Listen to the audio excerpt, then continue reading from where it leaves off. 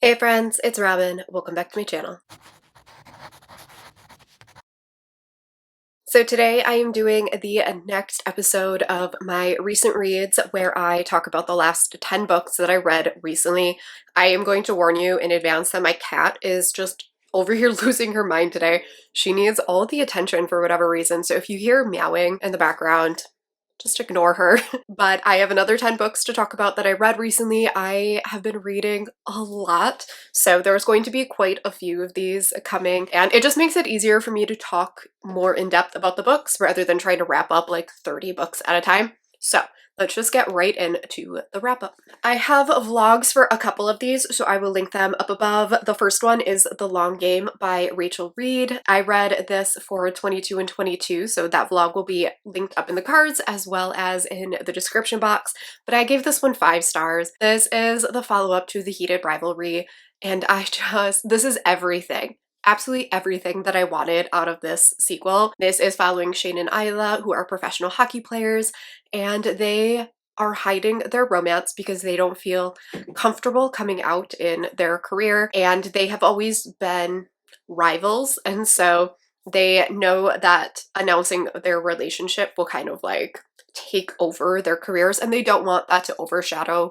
their careers. This is them working through whether or not they should come out with their relationship or keep it secret and everything that comes along with that, and it was so good. It was really heart-wrenching at times and difficult to read. There are scenes of depression and suicidal ideation and just all kinds of things.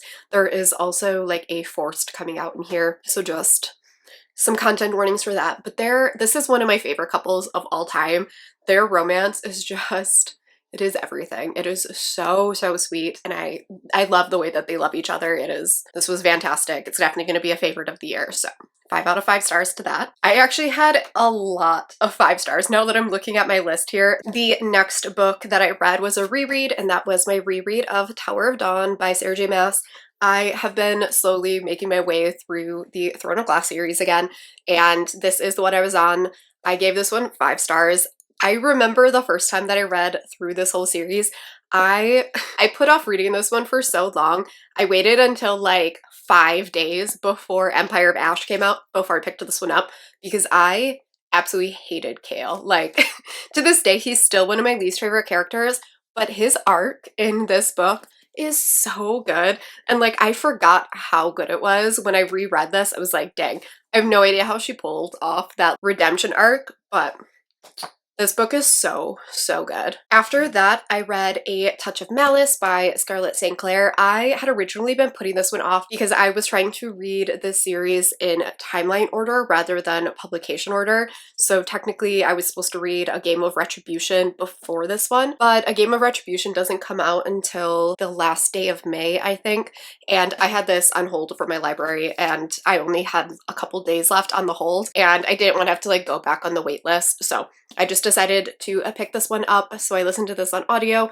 The series is a whole ton of fun. I really didn't like A Touch of Ruin very much. I gave that one 3 stars, but I gave this one 4 stars. I found Persephone to be mildly less annoying in this one, and I thought the plot of this one really intensified, and the stakes get really high at the end, and that closing scene has me so excited to continue on with this series. I do plan to go back and read A Game of Retribution before the final book. I gave this one 4 stars. It was really fun. I am just kind of addicted to the series. It is very like action driven, and that character driven. Persephone can be super annoying. The romance is over the top, but something about it is just so entertaining. The next group of books that I read were all for the Dark Romance Readathon, so I will link my vlog for the readathon up above as well in the description box, but I am going to go through them here as well. So first was Beautiful and Dirty by Katrina Jackson, and I gave this one like 3.5 stars. This was a really short prequel novella for her, I think it's called The Family series. This is a mafia romance, and I want to love mafia romances.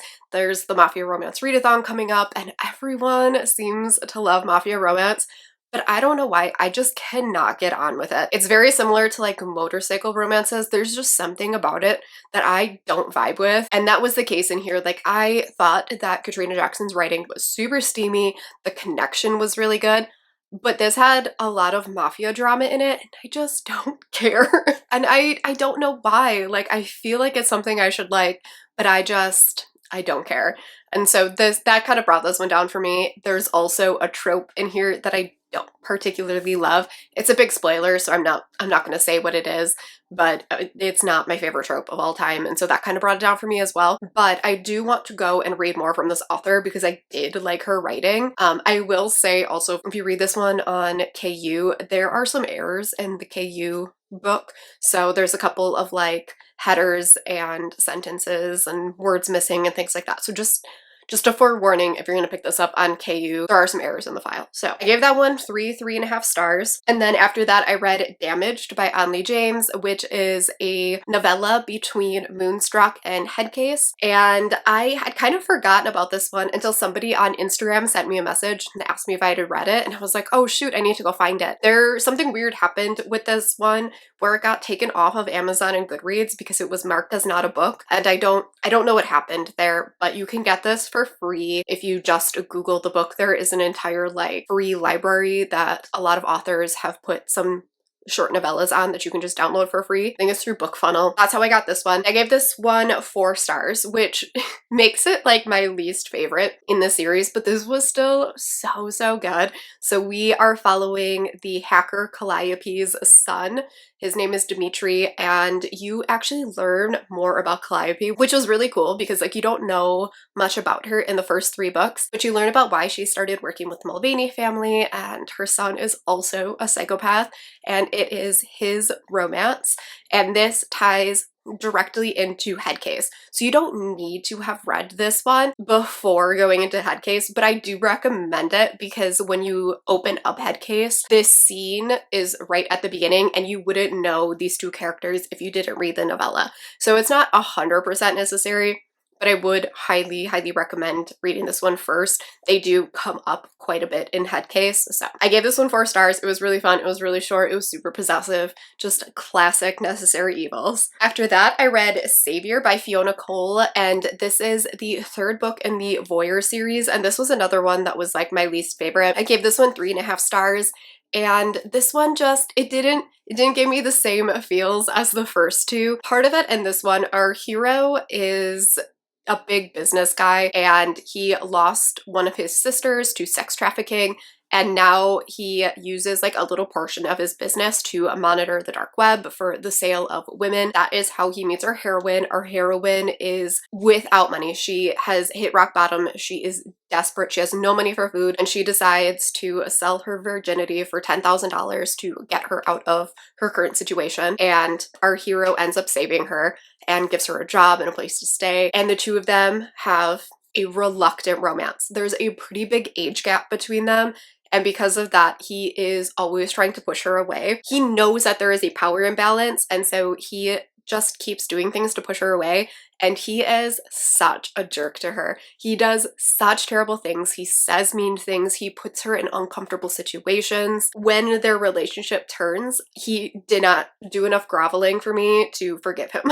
And so I couldn't understand how the heroine forgave him, because I was like, as a reader, I'm still mad at you. So I needed more groveling from him. I needed him to really show that he wasn't that jerk, because he was so awful at the beginning of this book. And so I never got on with the romance after that, because I wanted him to grovel. Then I went into Headcase by Onley James, and this is Asa's story. This is the first of the twins, and this one had my least favorite romance, but my favorite plot. So I still ended up giving this one 5 stars. Asa is like the dominant twin. So the twins are essentially like mirror reflections of each other. And so one of them is more dominant and one is more submissive, and they look opposite. So like one has a smaller right ear and the other one has a smaller left ear, that sort of thing. And so this is the more like the dominant one. He gets off on giving pain and his twin gets off on receiving pain. So there is pain play in this book and the following one. So if that is not something that you can get on with. There is a lot of blood and gore and stuff in this one, so just a heads up. But the plot in here was really good. This one, Asa and his twin are separated for the first time, and they are really struggling because they are not good about being separated. They can communicate telepathically, and so when they are apart, they are both having their own romances, and it's really stressing them out. And our hero in this one is falling for a reporter. His name is Zane, and Zane has figured out their family secret. He ends up witnessing something, and Asa holds him hostage, and the two of them have to team up to try and solve a mystery that is happening like at the local colleges. People are committing suicide, but it keeps happening over and over again, and it's happening in really mysterious circumstances, and they think that someone is secretly killing these people. And so I really, really liked the mystery plot in here and them working together to solve that. The romance was definitely the weakest of the group just because I didn't love how intense Asa was, which was probably what put me off of their romance a little bit. He is super intense, and that wasn't my favorite, but I still gave it 5 stars because I'm just so attached to this family, and the plot of this one was so good. And Zane is a sweetheart, and I love him. This one was really great, but probably one of my least favorite out of the series. Again, I gave them all 5 stars, so like, it's my least favorite of the favorites. After that, I read a duet, and I read The Devil and the Devil's Advocate by Ashley Jade, and I gave this duet 5 stars. Oh my god. This duet was going around everywhere for the Dark Romance Readathon, and I kept seeing it on like recommendations videos and people reading it on Instagram and things like that, and finally I was like, alright, I need I need a new book, so I decided to pick this up, and I understand the hype. Holy cow, this was so good. I didn't know the plot at all going into this one. Like, I didn't read the plot on Goodreads. I didn't watch any of the videos where anyone was talking about this. All I knew was that it was a dark, taboo romance. And so I just went in and experienced it. And this is one of those books where you are so engrossed in the story that you never stop for a single second and try to figure out where it's heading. And so all of the twists and surprises took me by surprise. Even though once they were revealed, I was like, I should have seen that coming. That was really obvious. But I was just so invested in the story that I never took a moment to figure out what was happening. I listened to both of these on audio, and the audiobooks are pretty short. I want to say they were like 8 hours or something like that. So I finished them in a couple of hours, and I was so hooked. I'm not gonna go into the synopsis for these just because I think it is best to go into this knowing nothing. Like, know nothing going in. It is a taboo age gap romance. It does have a stepfather, stepdaughter thing in it, but if you think you can handle it, this one is so good. Just make sure you have them both ready to download, because once you finish The Devil, you are going to want to go straight into the sequel. And then the last book for this video is Go Hex Yourself by Jessica Clare. This is a witchy rom-com. After the Dark Romance Readathon, I just needed like something totally different to kind of like refresh, and this was the perfect book for that. I was a little hesitant going into this just because a lot of these types of books have been misses for me lately, but this one was so cute. I gave this one 4 stars. This was shockingly steamy. Did not see it coming. It was so sweet and funny and quirky. In this, we are following a woman who sees like an ad in a newspaper for a job, and she thinks it is for her favorite card game, which is called Spellcraft. And when she shows up for the interview, she discovers that she is to be like the apprentice to a witch, a familiar, that's what the word they use. And she does not believe in magic. She doesn't know that magic is real. And she thinks this old lady just like thinks that she is a witch, and so she's like, whatever, she's gonna pay me a ton of money, so I'm just gonna go along with it. Her boss's nephew is there, and he is a warlock, and he becomes like reluctantly obsessed with the familiar, and the way that he obsesses over like her freckles and just like little things about her, but then will like turn around and be like, but I hate her, was so cute. You are slowly watching her figure out that magic is real. I really liked how that part was done, because I know if I was thrown into that situation, I would not have just been like, oh, magic is real. Like, she needed like undeniable proof, and so I really appreciated that she didn't just like accept it at face value. And this had a really fun plot in it. It was kind of goofy. The two of them have to come together and try to solve the mystery as enemies to lovers, reluctant romance. There's forced proximity in here. It was so good. And I really loved this one. I'm hoping that there are going to be more books in this world.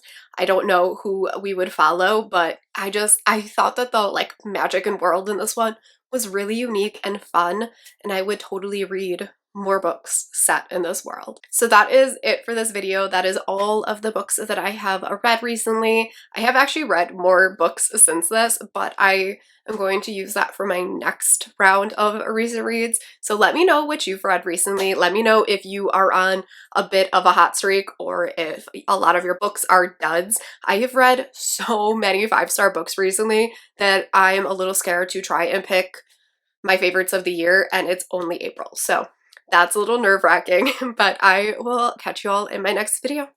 Bye!